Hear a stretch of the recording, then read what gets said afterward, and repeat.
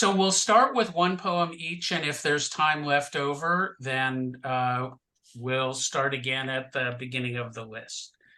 So this is Sharon's poem, Easter Egg Hunt. All dressed up in bonnets, crinoline, and patent leather, at 2 and 5, my sister and I find hidden in the backyard a dozen colored eggs and 2 bottles, which Mama snatches out of our basket and pours the stinking liquid that smells like my daddy down the drain. And since she's the host, I'm going to read another one of her poems. Or she's the head of the group. I don't know what the proper terminology is. This is called Care Loving. He brings her strawberries and cream from the market, since the garden has gone to weeds and the cow dried up. Spoon feeds her as she sits on the edge of the bed, her silver hair streaming over her nightgown. Lifts her light body, lowers her in the warm water, and washes her dry skin with moisturizing body wash. After she falls asleep, he remembers soaking in the tub and waltzing skin to skin before the stroke. He hears her moan and asks if she's okay, and she smiles. He wonders if she's having the same memories. They're beautiful, beautiful poems, Sharon. Oh, I missed the first one. Okay, well, sorry about that. This is my poem called Getting Up at 5:47 a.m. Their shapes and colors are varied as the microscopic images of sand, tiny bits of chemical rainbow. And at 5:47 a.m., I'm standing skin to air in the unlit sea green bathroom, slowness easing my transition to wakeness. Having tentatively opened the lower left corner of my reflection on the medicine cabinet door, I locate morning doses by position and size of their cylindrical homes and child-proof roofs. Pills now taking a breather in the hollow of my right palm. Circles, rectangles, triangles, milligrams to grams as I juggle the cool steel water cup I'm not showing up. and handle of the tap, hoping not to dislodge any of these minute medicinal profits. The cup fills like the slow incoming tide of my consciousness, and I bring my pill guardian hand up, tossing those small geometric life sculptures into my mouth, sip, swallow, and then return to now cool sheets to read the times on my phone. Will everybody mute themselves, please? And I have Jim next. So Jim, why don't you read? Will do. I'm going back to a poem I wrote years and years ago that was inspired by Carole King's recording of Natural Woman. The poem is called 6/8 Time. Slow and bluesy, I listen to the piano lay the foundation for the hungry voice that whispers and wails how she feels like a natural woman and somehow it's my fault. I ignore her boastful lament, concentrate on the chords, tonic, dominant seventh, walk the bass down, modulate. I think I have it, and the keys under my fingers reluctantly agree. Singers are never in short supply, and one who has loitered outside the door of my practice room is happy to provide the voice. In fact, already knows the words, the emphasis, and pauses that make this piece thrill me. I shiver as she ends, soft and low. The conversation after leads somehow to dance. She claims the meter of a song can just pick you up and slam dunk drop you in love with whomever you're with at the time. Wants to demonstrate. So the needle meets the vinyl, sets the bluesy piano off again. She slips her arms around me, begins to move in 6/8 time, and there I am in love, forever, or at least until the song ends, and I don't even know her name. Thank you, Jim. And our next reader, and I see now that my list is in alphabetical order, is Alan W. Is that Alan Wolowitz? Yes, that's me, Gary. Thank you very much. This poem is called The Dnieper, which is a river that runs from Russia through Belarus into the Ukraine, and it's a family story. The Dnieper. When the river was young, my grandfather swam the width of it from shore to shore.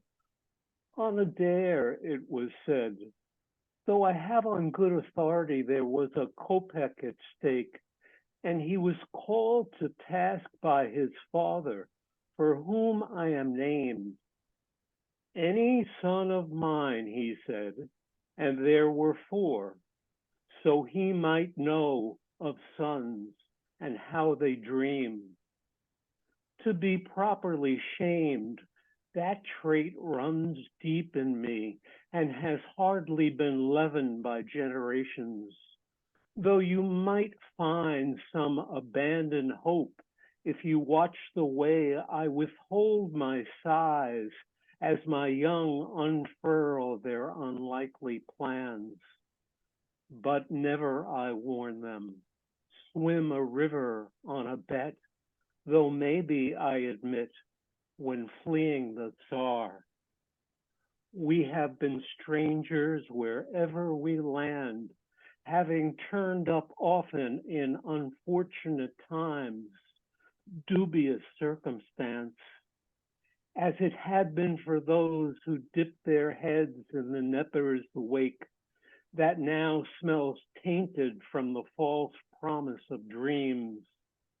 Once on the other shore, we hoped we would be fated for our daring, or at least on our way toward being free.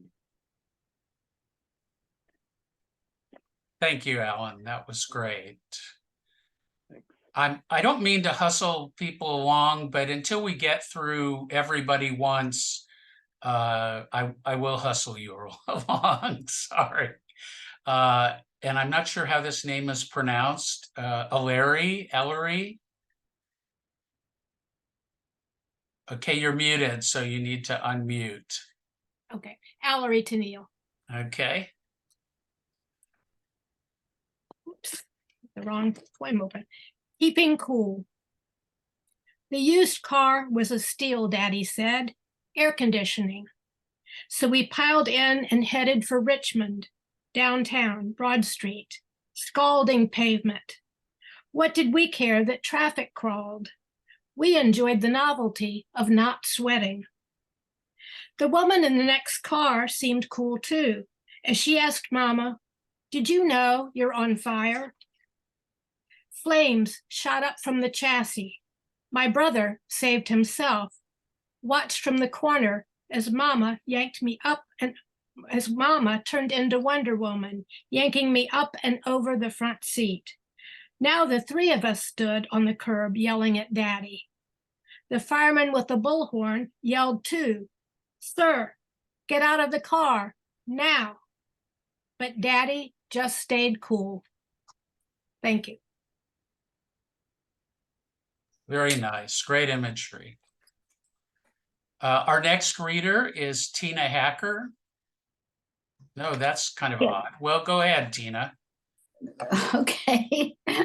I'm going to read a poem about a cousin of mine who survived the Holocaust. Looking for Helen. The worst part was the hunger.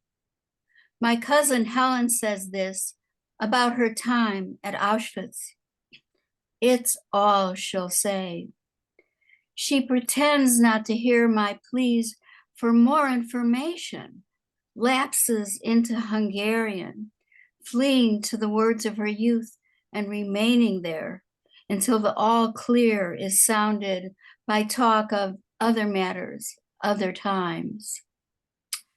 Rabbis repeat reasons why Helen should, must, ought to say more for future generations, for past generations, for all generations. They smile at her, confident in their skills at persuasion, until they hear gusts of her silence, hear the trumpet call of her unspoken words sounding their retreat. I can now meet with Helen without asking about the camp. I ignore the restless questions tossing and turning in my mind, catch them before they lunge at her with impatient demands. Each year, the unease becomes easier to bear. But last month, when I called Helen's office, a voice said, "No one by that name works here. Maybe Julie can help you." My cousin came on the line. She told me her real name was Julie and didn't know why the family always called her Helen. That's all she'd say. I can now call her Julie without translating her new name into the original. I wonder if she will change her name again. Where has she put Helen? Is she in hiding? So when the Nazis come, her neighbors will say, "No one by that name lives here." Thank you. Goodness, what a poem.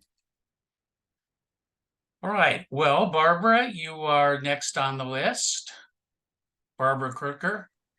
Hi, I'm going to read a family story from the time when you would never see mussels appearing on a menu in a restaurant. Mussels. My parents rented a small house by the sea. It was the 50s, and this was a stretch for them. It wasn't on the ocean, but several blocks inland, and not the Atlantic itself, but Long Island Sound. A brackish stream sullenly nudged nearby. The smell of pluff mud enough to bring me back. My immigrant grandmother came every year. She knew the art of making do, led us in the hunt for steamer clams. Look for squirts or holes in the sand, scuttling crabs and mussels, those hard blue nuggets we plucked from rocks at low tide. Strangers gathered around us, wondered what we were doing. Food came from the supermarket, a new abundance after the war, not the damp sand. What on earth will you do with them then? They asked, not knowing how they would transform in the kettle's steam into something sweet and delicious, glistening with olive oil, nuggets of garlic, a splash of wine, making the bed of linguine sing. Our family wasn't an easy one. My father's anger always on the back burner, my mother and grandmother in conflict in the kitchen. But here we earned our dinner, foraging together. We twirled our forks in the tangled strands and dug in. Thank you, Barbara. Next is Ethan.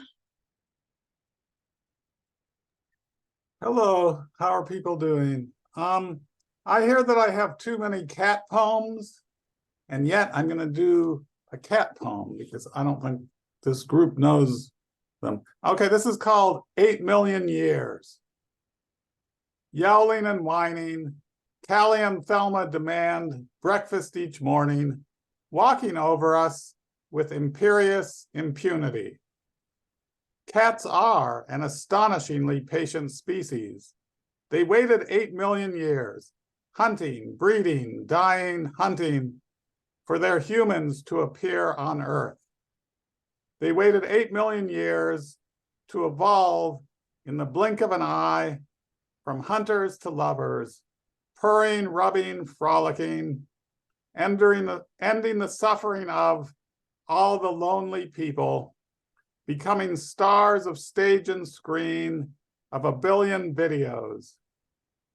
They waited 8 million years to become an invasive species, slaughtering birds and voles and rare protected critters in nooks and crannies of the globe where no cat had ever been. Our cats haunt us daily, ghosts of devastation future, ethereal angels of love. We cannot live without them as we hurl toward our common fate. Okay, thank you. Thank you, Ethan. Next is Jacqueline. And we're making good time, so hopefully we'll have a second round. I'm going to read the last poem from my collection, Manna in the Morning. It's called The Scripture of My Life. Embarrassing episodes compiled in short narratives could fill a white Bible embossed with blue letters.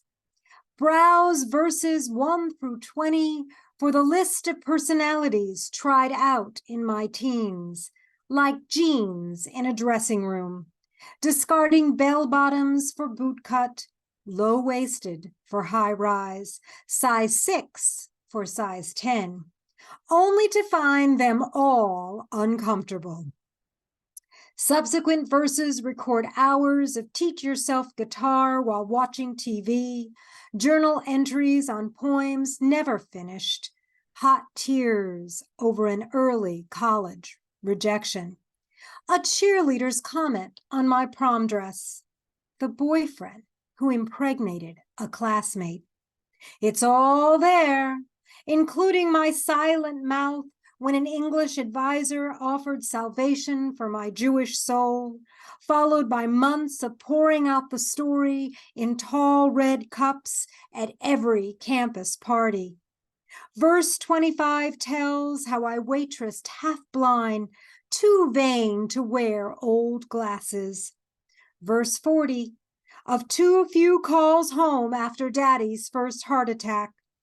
Don't read verse 56, where I spilled coffee at an interview, snapped at my mother-in-law, backed a car into a fence. Youth shouldn't be reread without wine on a Saturday night. Still, I have faith in the way one verse begot another until my present good fortune of standing on the mountain with the tablets in my hands, not sorry at all that my days of dancing with the golden calf are gone.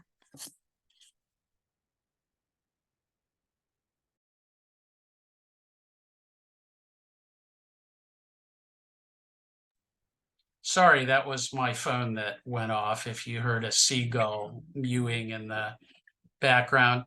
Jane is our next reader.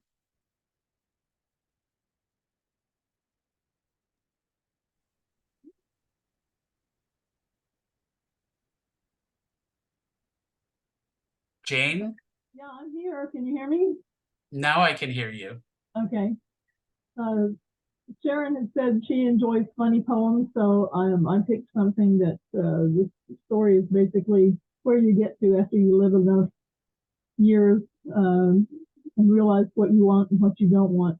This is based on or was inspired by Jenny Joseph's poem Warning, called Testament.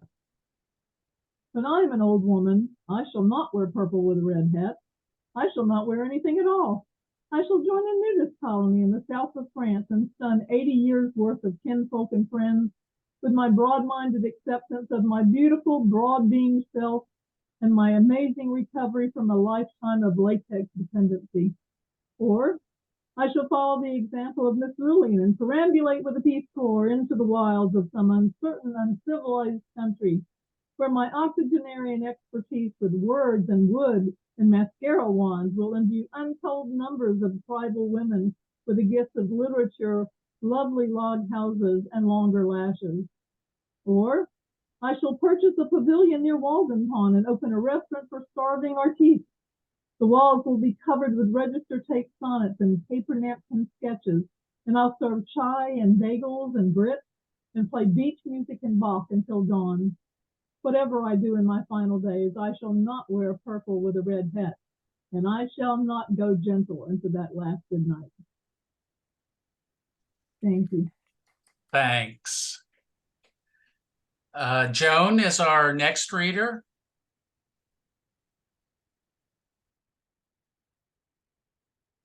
Joan Leota.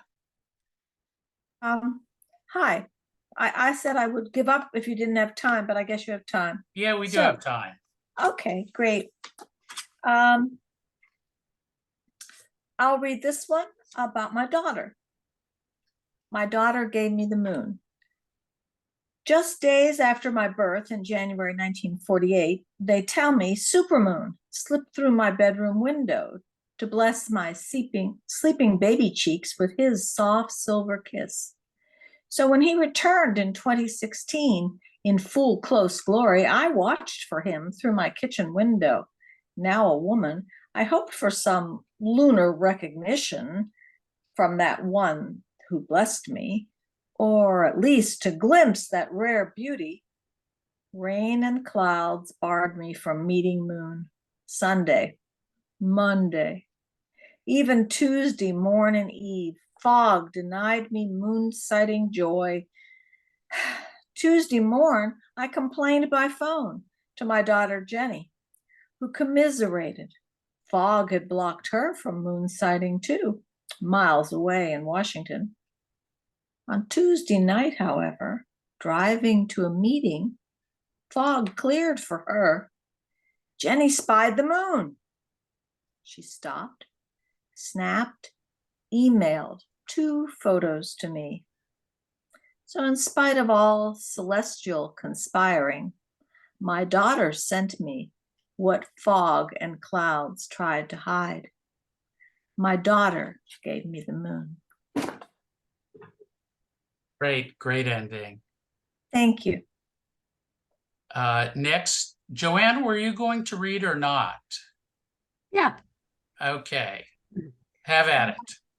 Hi, everybody. It's so nice to see your faces and hear your voices after all this time of kind of, just being anonymous. So I think this was a great idea, Sharon. I'll read a poem called Interference.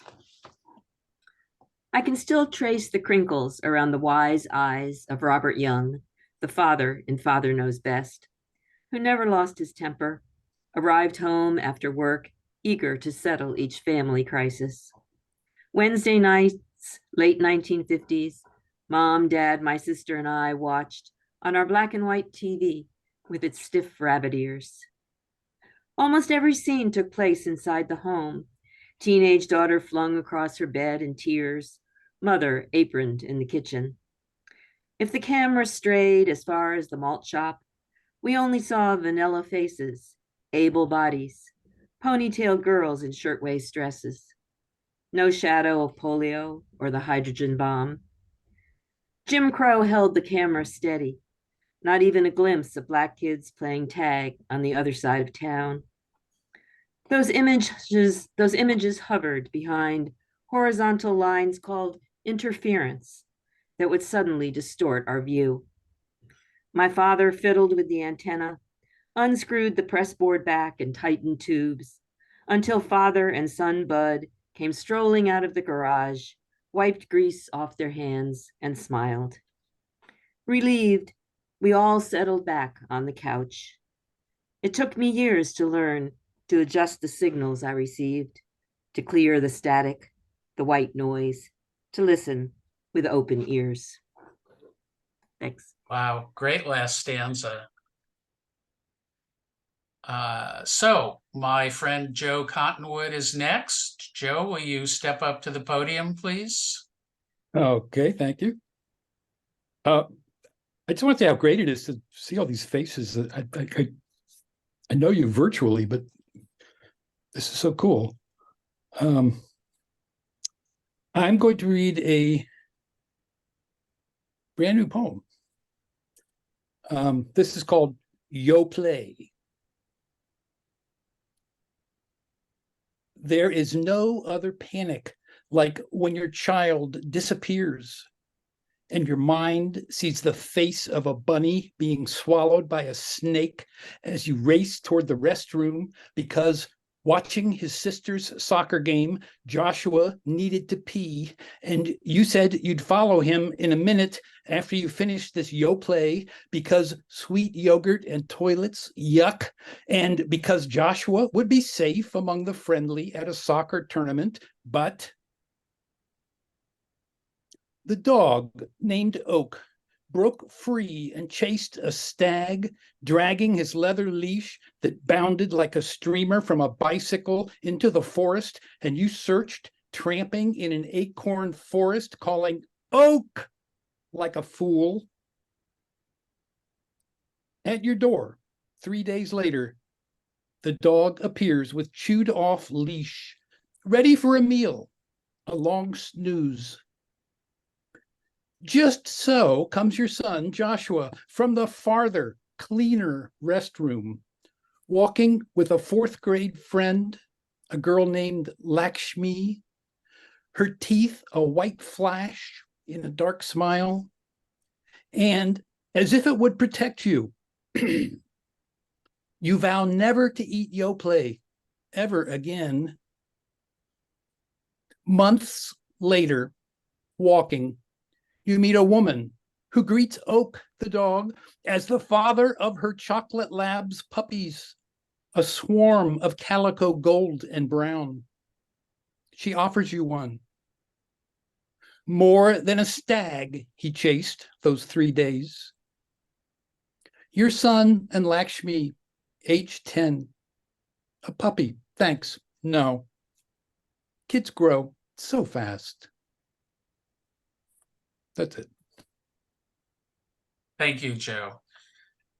Well, the way we're going, I apparently was overly optimistic. So we'll just continue on and hopefully make it through everybody. And Kavita, you are next. Hello, everyone. Greetings from Calgary, Canada. I'm going to read a poem from my book, Light of the Sabbath, and it's called Give Me Oil in My Lamp. Just a little preamble before I begin. My name, Kavita, means poem. My dad was a poet, but I belong to the Ben Israeli Jewish community, Indian Jewish community, and it's very rare but to name your child Kavita, but it's a symbolic name since my dad was a poet and I am his poem. So that's what this poem is about. Give me oil in my lamp. Grandmother took me to the old synagogue, walking down the potholed sidewalks of a noisy Bombay street close to her home, every square inch populated with humanity. The oil lamp in the very old synagogue hung high from the ceiling. For a few rupees, we could keep the light burning. She was afraid to climb the ladder provided by the caretaker in case she missed a step. I was afraid for her too. So he took the donation and lit the lamp. I must cover my head with a handkerchief. She would pray to the prophet Elijah for the oil never to run out. The lamp must never die out. Wanting to know in whose name he could make the receipt, I did not have a Jewish name. Change it for the receipt, she said matter-of-factly, or the caretaker will get confused.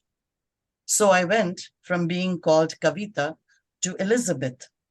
For the sake of a 2 rupee receipt, I really did not want or need. Thank you.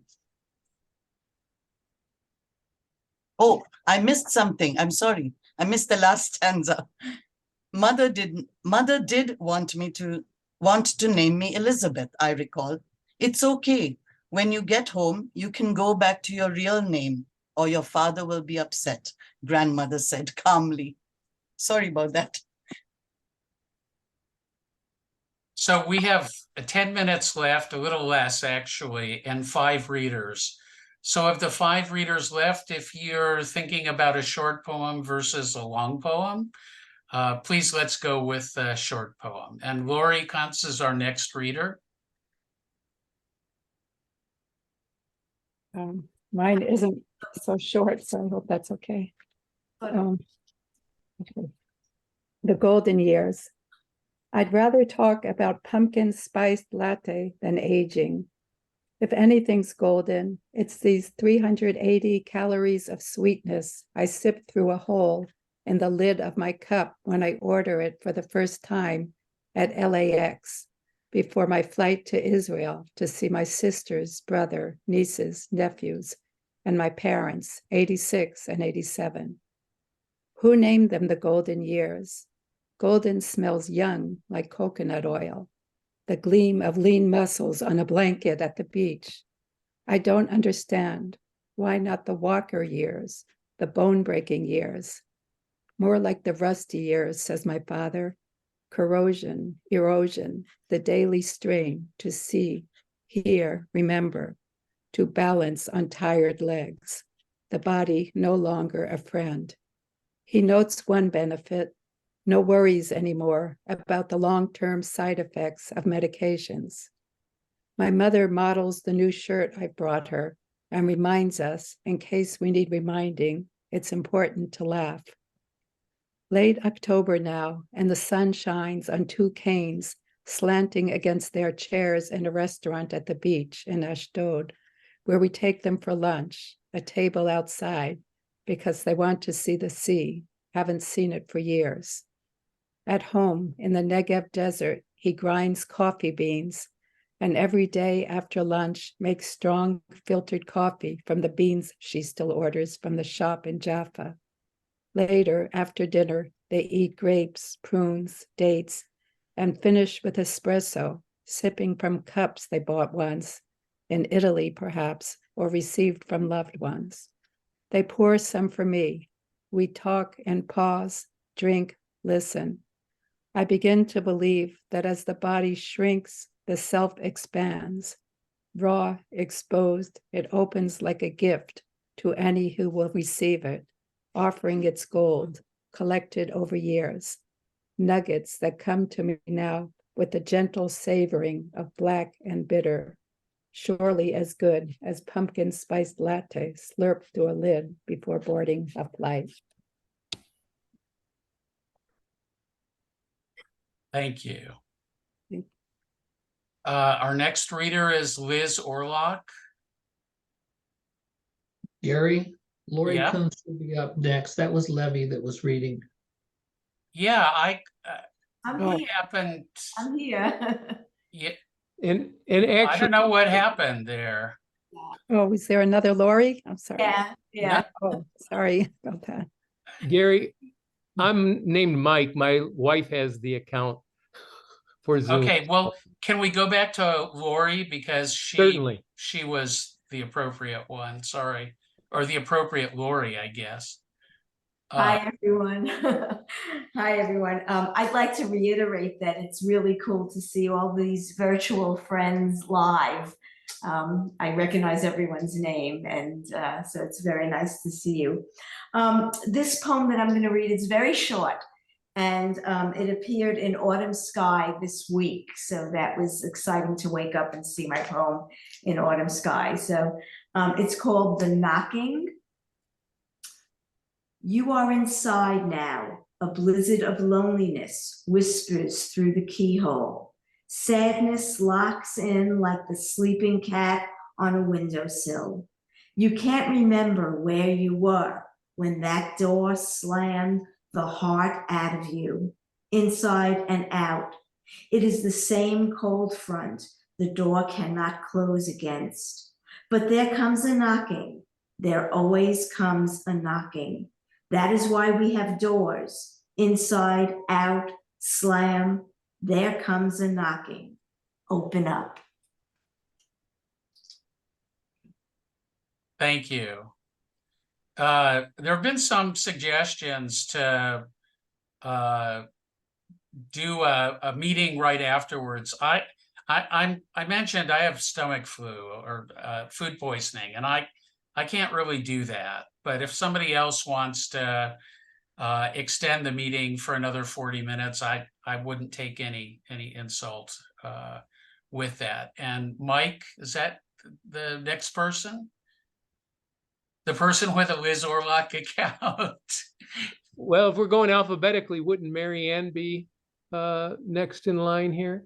Not everybody uses their right name apparently, or their first name. Lorraine is the one I have next, but I don't think order really matters at this point.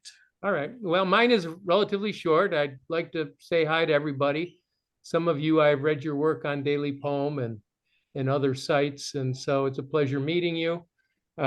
This is a poem that's relatively new, well, written within the last couple of months, called Poetry as a Second Language.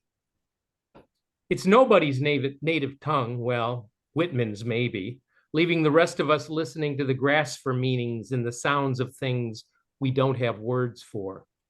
I'm word poor at my most prolix, so when I speak onomatopoeia in mixed company, I run smack into walls of silence that make me feel as necessary as apostrophe in a cemetery. I can howl